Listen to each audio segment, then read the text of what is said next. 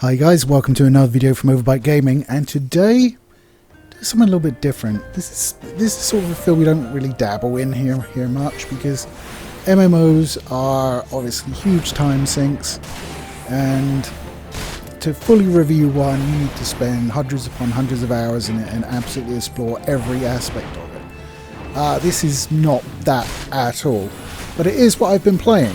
So I thought we'd have a look at Final Fantasy 14 Online, Realm Reborn, and all the other things it's called, also Endwalker, and the various expansions therein. So I bought this a while ago on Steam and never really tried it out. So I thought, it's got a lot of good press. In fact, it's probably responsible for saving Square Enix to some degree, because it is a purchase game and you also have to pay a subscription fee. And there are millions of players, so they're probably generating quite a nice little income from it. And deservedly so. It's actually a fantastic game, but getting it up and running for me was an absolute nightmare. It took me about 3 days, not continually trying, obviously. I didn't spend like 60 hours trying to fucking run it, but yeah, so I thought it would just be a case of, okay, download the client, you know, let the client update, because like the download size is like 50 meg off of Steam, which is obviously not the game. So I did that, and I'm like, okay, here's my CD key from Steam, so we'll just go and register that. But every time I reached the screen to input it, it was not having it. It would just crash the desktop, and I'd go in again and it would do the same.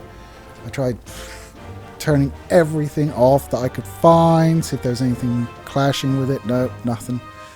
Eventually went on a separate site that's tied into it, like I think it's Mog site.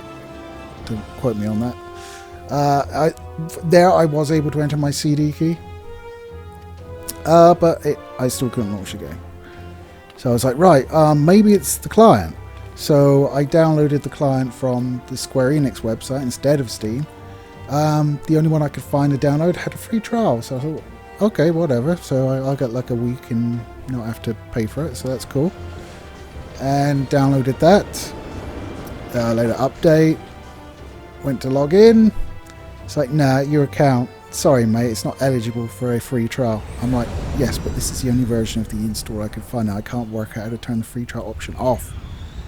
So after all this, I eventually just bought it again from Square Enix directly.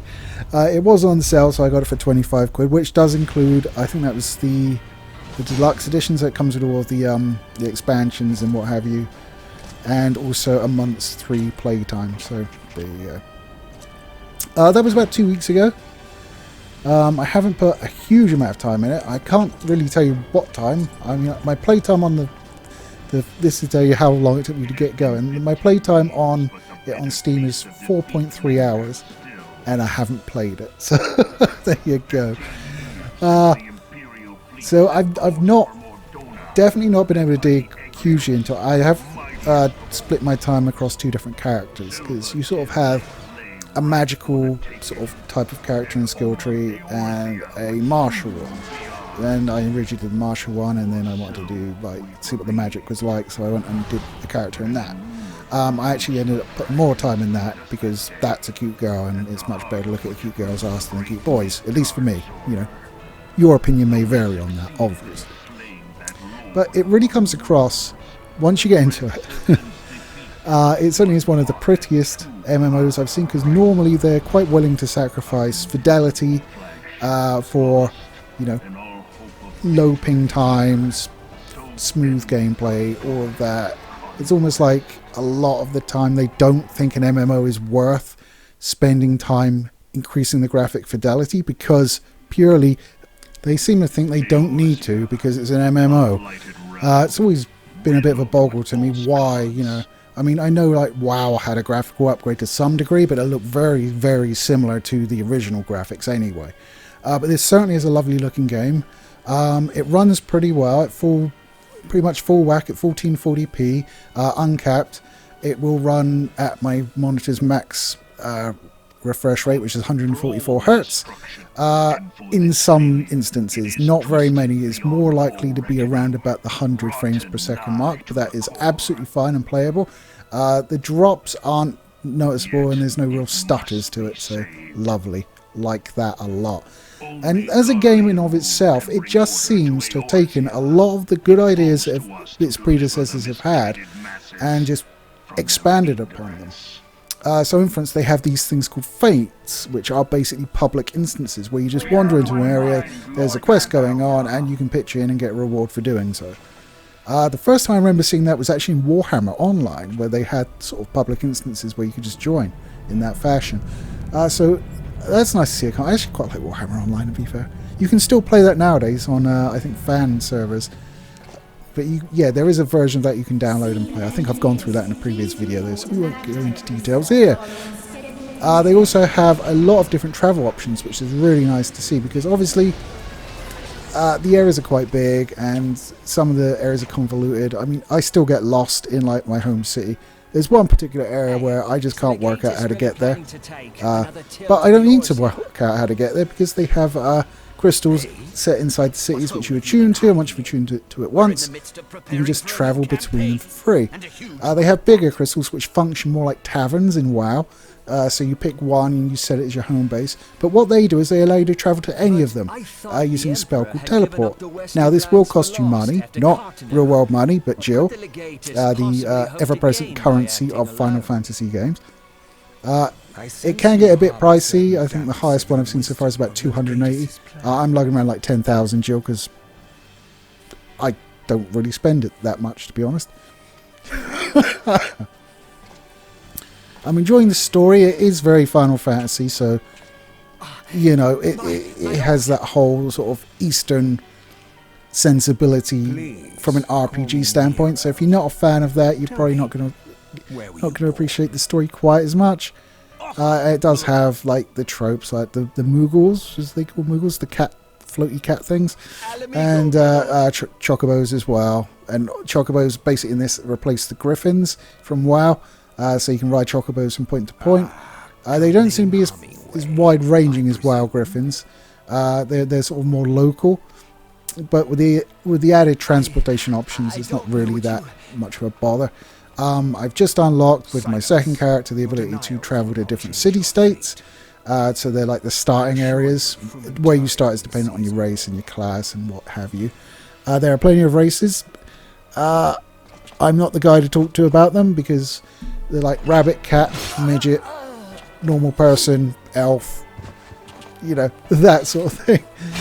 They all have names. None of them stick with me, because they're just strange and Final Fantasy-esque. The combat is very much what you would expect. You right click on something to do auto attack, and then you use your skills. There are several different I'll explain one to you so you can get a feel from it. They have different mechanics for different classes, and I'm running a Thaumaturgist, the elemental wizard guy, that one. Thermitage? Something like that. Anyway, that's kind of the character I've been running most. That's my second character. And the way her spells work is there's like a balance. So you have 10,000 mana to spend on spells, and it obviously regenerates. Or you can use spells to basically bolster it back up. And say you're running like Blizzard and Fire, right? So you start casting Fire, and it costs nothing for the first one, and then it's like 800. And it builds up to like 1,600 per pop, which is, you know, very expensive. You're going to get like, what, 7 uses out of your entire mana bar, and a lot of the boss battles will take a lot more damage than that. But you'll notice as the cost of casting Fire goes up, your cost of casting Blizzard goes down. So you can then switch to Blizzard, and, you know, because you're casting a different spell, it's cheaper, and then your cost of Fire will go down. And there's a tracker on the screen which will basically show you where your balance is and how far up it is. And there are other skills that tie into that as well. There's a skill which can reverse it. So if you've been using Fire, it's at 1,600, but Blizzard isn't particularly effective against that foe, you can just switch it with that spell. So it's really nicely thought out.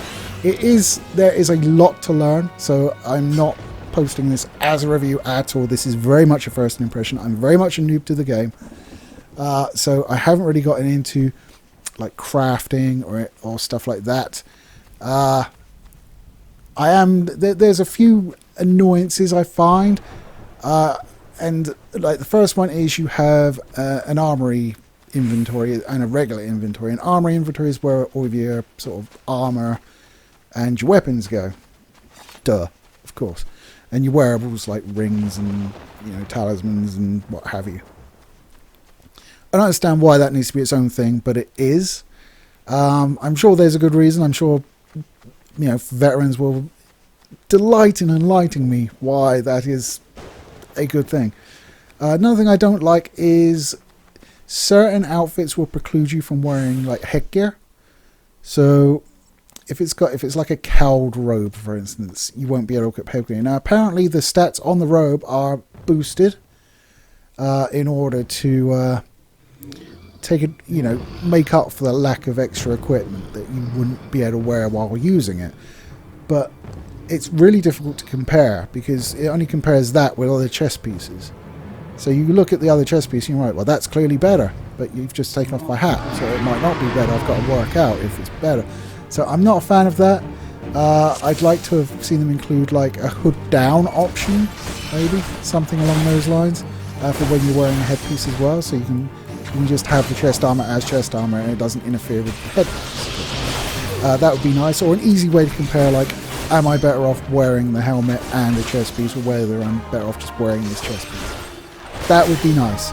But out of the frustrations, that and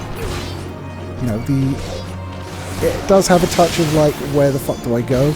It, for the most part, it does a good job at sending you places, but once you get there, it can be a little bit tricky to find certain things. One thing I do like is you click on the quest that you're on, and then you can say show on map, and it will show you where it is on the map. So if you're not quite au fait with your surroundings, or if it's an area you've not been to before, you can just have a look, which is nice. It will also put quest markers on zone transition points, so you know, okay, if I go to this area, that's on my way to a quest, so that's cool. I'm not as confident in it as I am with like WoW and that sort of quest tracking. I don't know whether that's because I'm just totally used to it and I'm having to adapt to Final Fantasy, but certainly in WoW I was a lot more comfortable with it and knew a lot more of what I was doing. Now granted, I baited WoW, so I am uber familiar with the game, right until like I stopped buying the expansions and then it kind of fell off. But for the most part, I knew exactly what I was doing. So that probably ties in. I've only been playing like this one for a couple of weeks, and I'm sure I'll get more comfortable with it. But yeah, I'm having a great time. I'm playing with nobody because, once again, I don't have friends. And to be fair, I like lone wolfing MMOs anyway. I really like the sort of long-term progression that you have in that type of game. It's just a RPG that just keeps going. So it's really nice to be able to drop in and drop out. I mean, I pretty much circulate, well, I don't circulate at all, I just play them.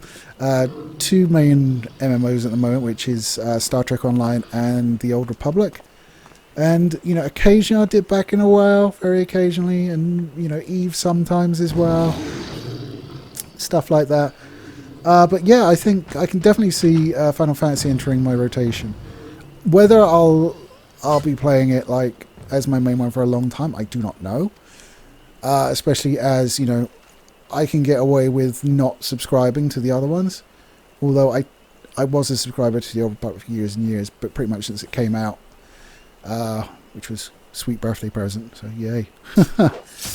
And that's a game I love. I love the Old Republic so much. And I still got a few class storylines to complete because I tend to like replay the same class but try and do it like dark side or light side. So I tend to stick hundreds of hours of redoing content I've already done, which can make some of the planets really fucking boring. Like Tatooine and Hoth particularly spring to mind. There's a bit of a pain in the arse, maybe Taris as well. But Final Fantasy XIV, yes, it's an excellent game. It is one of the best MMOs I've ever played.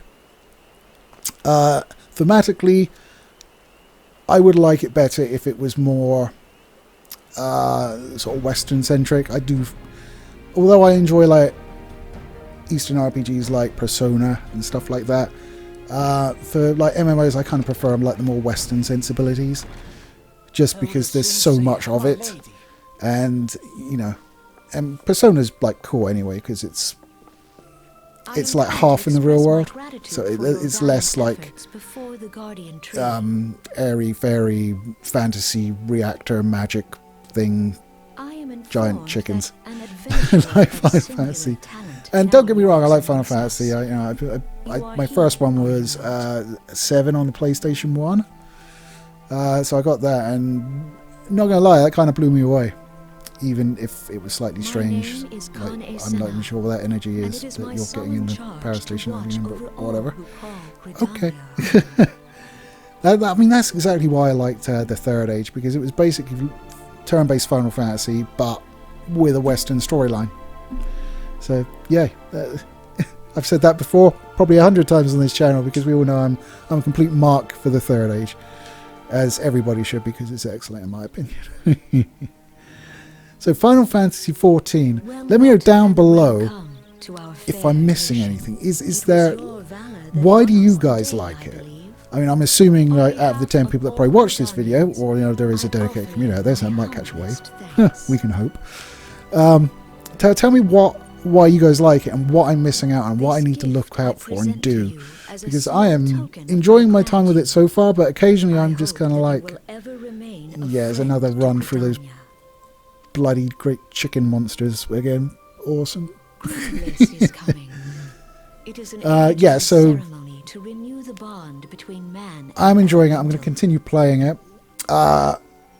If I ever do a review on it, it will probably be a year from now, maybe more, because I will need to like seriously high level my character, learn about the end game, and basically delve into most of the components. I do know there's like raids in dungeons and stuff you can do like that. Haven't partaken in any of that stuff because that's multiplayer. And you know, other people are rubbish. I'm best. But you know, if I'm going to review it, I will go to that extent and at least check it out. So there you go, guys. There's my first impressions on Final Fantasy XIV. There's so much to it. I am absolutely certain as soon as I shut off the mic, I'll be like, shit, I should have talked about that.